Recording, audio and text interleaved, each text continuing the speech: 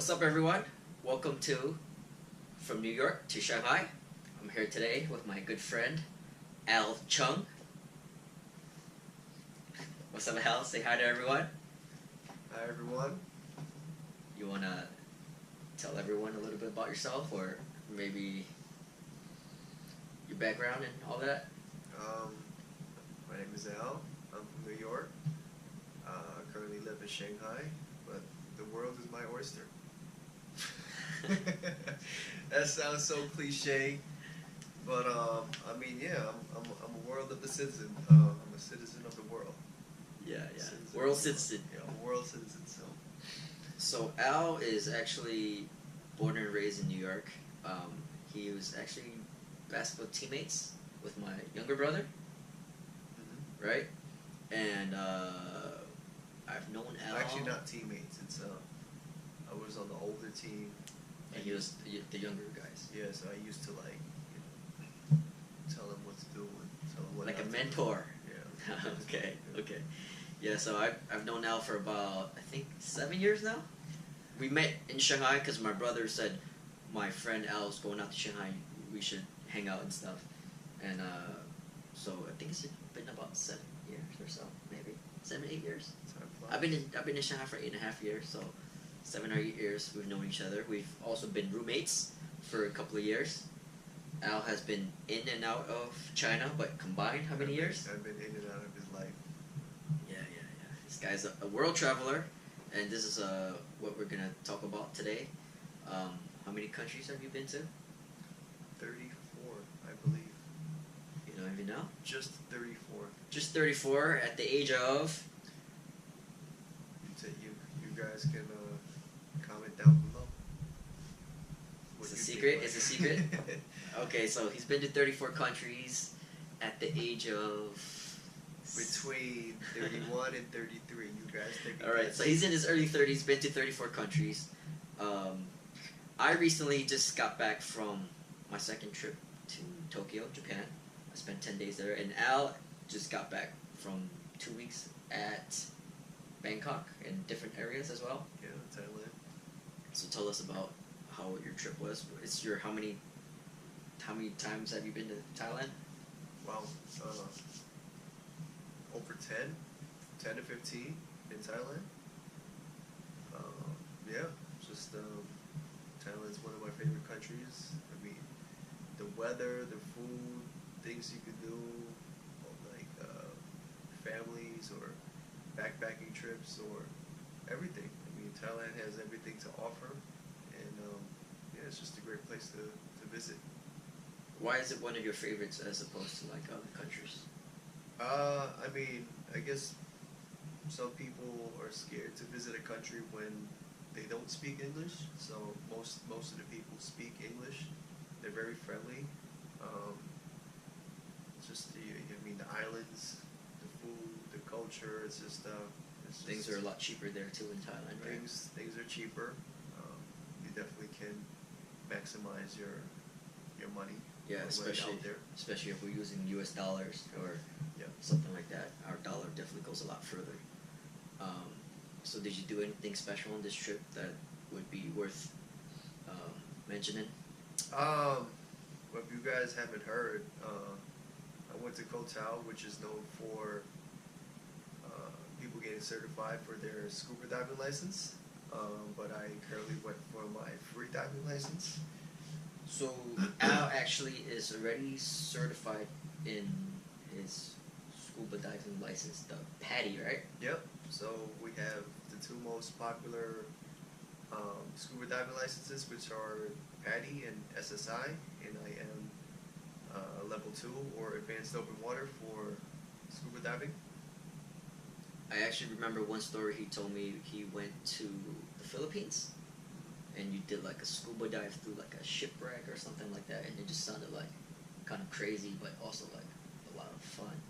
Yeah, so in the Philippines, in Coron, they have the Japanese shipwrecks, and for divers, it's a known diving spot for wreck dives. So they have, I think, over like 12 different types of ships in various sizes and various depths. Some of them you can go around it. Some of them you can actually go inside of it. Mm-hmm. And it's like a night dive. You need a flashlight because it's pitch black. But it's in the daytime. Yeah, it's in the daytime. Oh. Once you go inside the ship, I mean, it's a huge ship. Yeah. It can be, I don't know how many meters long, but I think the maximum depth of one of the ships that was on the seafloor was about 35 to 40 meters deep. And yeah, I mean, some of the rooms, like we went to like the boiler room, we went to like the engine room, and it's yeah, it's pitch black, so you can only see things with your flashlight, and you can just Really? imagine, because we always get a briefing just before we go inside the wreck or around the wreck, Mm-hmm. and we get a briefing about which route we're gonna take, so kind of like a safety Mm-hmm. precautionary thing, and also what we're gonna see, and kind of the history or the story behind the ship and how it was wrecked, and what you would see. Oh wow. Yeah. And then there was one line where you would go down, and then another line where you would come up from. So this is the line that you kind of follow, and Yeah, you know this how is to the line navigate. you come down, you navigate. Yeah. So you've been, and there are some areas which are very narrow. So it's like if you have a group, you have your dive master, and then you kind of each go like right behind one another, because it's so narrow. It's only one diver can go through, Mm-hmm. like in a little tunnel or a little area, Mm-hmm. and it's you have to. It's a very tight squeeze. I mean, for me, sometimes when I see water at night and it's just like black and dark, I find it kind of like creepy and scary. So like when you're diving in the dark, Yeah. is it like scary at all? Yeah, so it's like when our dive master told us to turn off all the flashlights Why? to kind of Get used to the darkness. get pitch black, because we can see like the walls of the ship. We can see areas where it's been it's kind of been bombed, but when we turn it all off, it's just, we know we're underwater, but it's just pitch black, and it's just like you're just in a totally different, like you could be in a dark area or a dark room or something, but it's, you know, you're underwater, so it's a little bit eerie and scary, and it's you know, it's the ship's been wrecked because of World War II and stuff, so it's a bit scary. Okay. So Al actually went to get his free diving certificate. Mm-hmm. So this is kind of like next level. Like you have scuba diving, you have the mask, you have the oxygen tanks and everything. And free diving, I had another friend that was doing it a few months back, and she was actually telling me like, normally she tells her friends, you know, when they ask how's scuba diving, how's free diving, she tells all her friends, scuba diving is so much fun, you should definitely try it. And then she said free diving, she's like, I don't recommend any of my friends try it because it's like super challenging and like really hard, and it's not for like the regular person, right? I mean, for me growing up in America, it's just like scuba diving is for people that have money. Like I never would I thought I would go scuba diving. All right. But of course in Thailand your money goes further, so it's just like you can, and it's pretty it's pretty inexpensive. Do you remember how much it costs to go scuba diving? For your open water license, it takes about 4 days. It's about $350 to about $400 US. Okay. I think I went one time, and I think I had 2 dives, and I think it cost me like 5,000 baht. I don't remember, I think it was 5,000 baht. Yeah. So we can say at the current exchange rate, about 3,000 baht is about $100. Okay. So maybe it's 100, somewhat $150 or so. So how is it different scuba diving and like free diving and? So kind of going back to what I was saying, it's just like, you know, maybe scuba diving wasn't even in my head about like what I was gonna do it, but it's just like, oh, you know how to swim, and you can snorkel. Yeah. I guess the next step, if you really like the water and you want to be inside the water longer, is like you gotta go scuba diving. Yeah. And then I've heard of free diving from diving and from my other diving buddies or other diving friends, but I've never like thought like, yeah, I can do that one day. Because that for me was also like, yeah, it's the level after scuba diving. Right. Yeah. That's what I And thought I too. mean, it's you don't have your tank, you don't have any equipment, so it's just it's you and your breath, and that's pretty much it. So it's just like it's a bit scarier and mentally than what you would think or imagine than scuba diving. I mean, first time I went scuba diving, it was kind of scary too. Like, even though you have the oxygen mask, is it mask or the thing the breathing thing, The apparatus, whatever it's called. you So you're breathing through the thing and regulator, yeah, the regulator, and So, we've been in China for too long. We forget some English words sometimes. So you're breathing through the regulator, but the deeper you go, it kind of like some parts of you also kind of get like paranoid, like, oh my god, I'm underwater. If this thing like stops working, or if it gets loose, like I'm gonna die or something, and then you kind of like have to kind of calm yourself down and try to take slower breaths and like relax and stuff. So I can't even imagine like taking one big breath and then going down free diving without any equipment. yeah. So I mean, just based off of what you said, it's just like when you're not comfortable in the water, you feel like all of these things can happen to you. Yeah, yeah. But once you get comfortable and you have many dives before, you're very comfortable in the water. You feel like, yeah, I mean, it's just a part of you. Mm-hmm. Like you have your equipment, you know how to maneuver in areas, you know how to move and how to kind of make your tank last longer. So it's just like you, you feel at one with your equipment. You feel like you like a fish in the sea. So you're actually kind of like it's like a totally different world, and you Yeah. I feel very relaxed and very calm, and it's just like my happy place.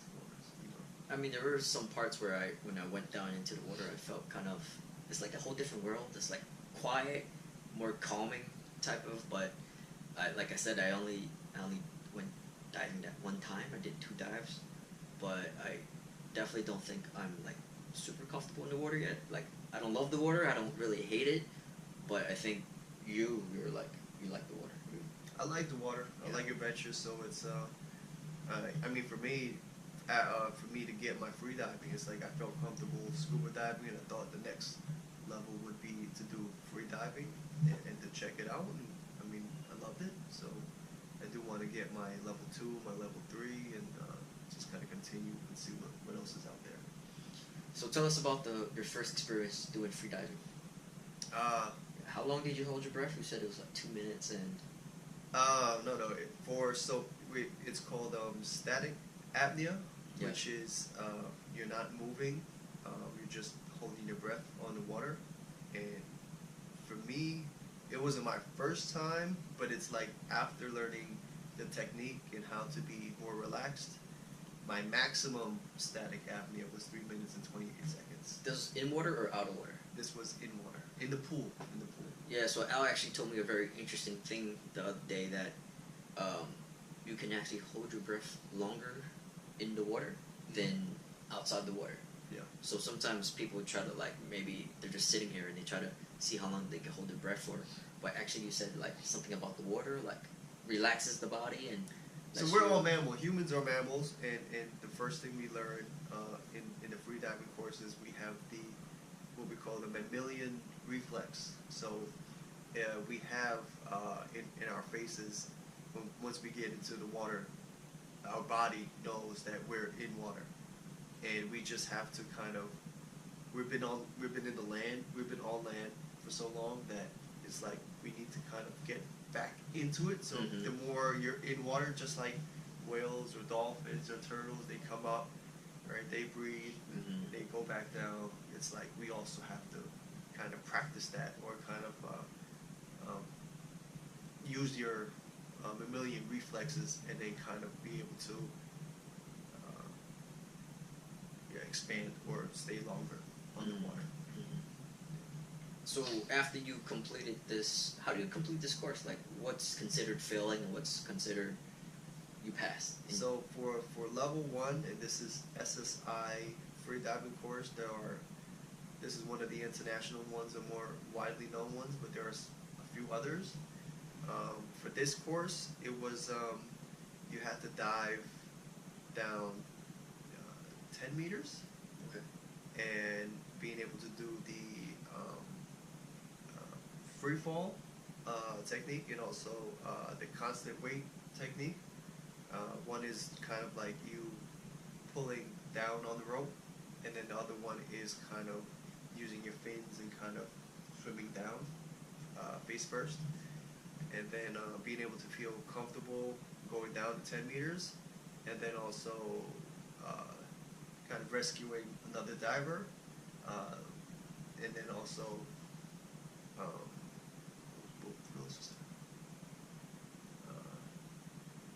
we had to do the dynamic, being able to hold our breath and kind of, this was inside the pool, we would have to go about, was it 20 meters? Like kind of like, the pool that we were at was a little bit shorter, so we had to go like back and forth, but being able to use your fins and how you use your legs to be more streamlined, like holding your breath, going from one end of the pool to the other. Mm-hmm. Yeah, so if you could do all that and you do it, then you pass, and then you have to take an exam. Like A written exam. to know the rules Yeah, and yeah. all the things. So the one you went to seems like a proper school when they do everything like Yeah, actually, safety wise and everything. so the maximum that we're for level 1 that we're supposed to go to is 20 meters. So, I felt comfortable, and I felt like I can go more than 20 meters.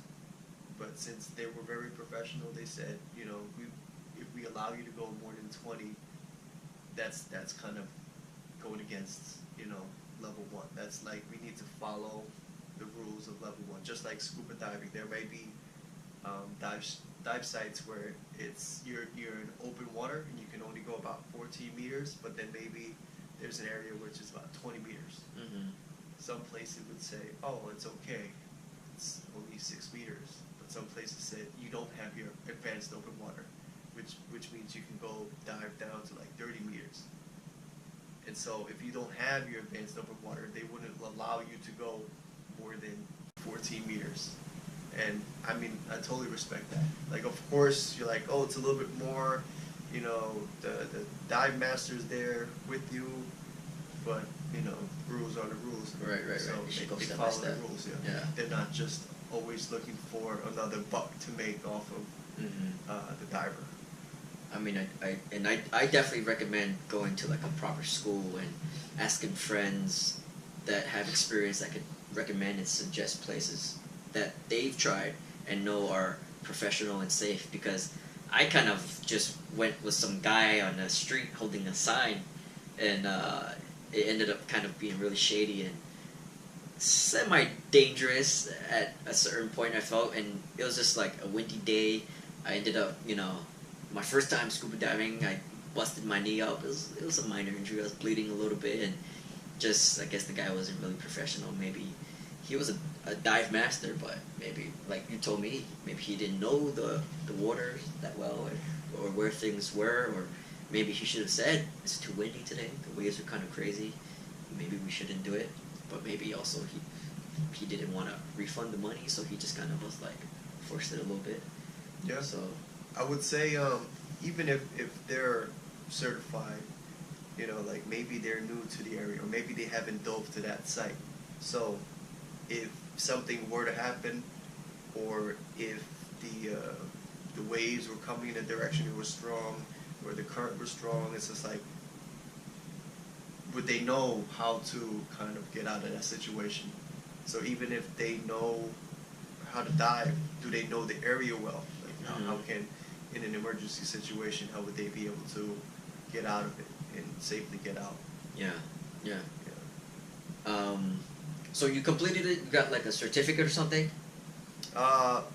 We get an email if you want to get like a card. You can I guess you can pay some money. It's like $5 or something like that. So you just got an email. And then email, then they can send you an actual card. But then I think for like level 2, level 3, you can also get another card. So I plan on trying to get my level 2, level 3. So it's just like I think you as long as I have a soft copy and they have my number. Yeah. And now everything like SSI, they do everything online and they keep track of it with your account, your certification number. Yeah. So they can check immediately if you're actually certified or not. So they have a picture, you have your name and where you got your certification from. I see. Yeah. This is the one, right? Yep. Do you mind if I show? Yep. So this is kind of what it looks like, the email he got, if you see. He's certified. Certified level 1, baby. Yeah, certified level 1. And I think I have some photos you sent. You posted some photos. Yeah, I thought these photos looked pretty cool that he posted. It's just no tank or anything, you just have fins and what else? You have your snorkel. Yeah. There are different techniques and people they have different ideas, but it's kind of based on the same thing. So some people, for free diving or for anything, you wanna be as streamlined. So with the snorkel, that kind of creates some drag, and so some people like to take it off, and also for your mask. Yeah. For free diving, it's slightly different from scuba diving because it creates pressure on your eyes. Yeah. And you want to be able to have a low volume mask, so it creates less pressure, and when you're trying to equalize, it's less. So you're using less breath, you're using less energy, and sometimes they want to take the snorkel. I seen one of the other guys in my group learn somewhere else, and they held the snorkel. So you breathe on the water, and then they hold it, or they put it in the buoy, and then they go. So they're more streamlined, and they can, I guess, have less energy, be more streamlined, and use less energy to go down and also come back up. Yeah, so Al's pretty like semi-pro, has a lot of knowledge in this area. No. And he actually has a blog. If you maybe go check out his blog, maybe you could get some more of this expertise. Do you want to plug your blog? Hey, if you allow me to plug my blog, yeah, I mean, I'm sure if people are interested in what you're talking about, they'll go it's check it out. It's pretty coincidental, but I know we're talking about free diving and scuba diving, but my blog is actually called Travel Like Water, and it has nothing to do with me. I guess not the main point isn't me scuba diving or diving, but it's just being able to travel freely and do things that you might not have otherwise thought you would, and that's where the name moving comes like from. water. Yeah, being fluid and travel like Bruce travel Lee, like right? water. Like Bruce Lee, be water. That's be water, my friend. That's where the whole ideology came from Bruce Lee's philosophy, and that's it. Okay, so enough of the. Unless you have anything else you want to add about diving or anything like that. Yeah. So for Koh Tao, I think if people know about diving, they want to know, they want to learn to dive, and they want to learn to dive cheaply, it's Koh Tao. And people say, oh, there are a lot of instructors that are not certified or they're not professional, and it's like an assembly line. They just want to make money. Mm-hmm. I would say yes, that's partly true, but you should also find a school or even the instructor, read the reviews, get some helpful tips or advice from other people that have recently been there, so you can get an idea for how they are. Maybe before it used to be that way, or maybe it depends on the teacher, the instructor themselves. But I mean, from my experiences, it's not all about money, you know. And I think the idea that everybody has on Koh Tao is like they just want to make money. They don't care about teaching you all of the techniques. But don't think that's true at all. I mean, Okay.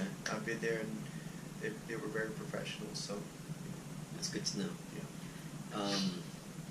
So we're talking about Thailand. I mean, Thailand is such a small place. It's a bunch of islands, right? Thailand, pretty much. Um, Not a bunch of islands. They do have islands, but I mean, it's like a long strip of land. yeah. Yeah. And then a few islands. A few islands. Yeah. Okay, so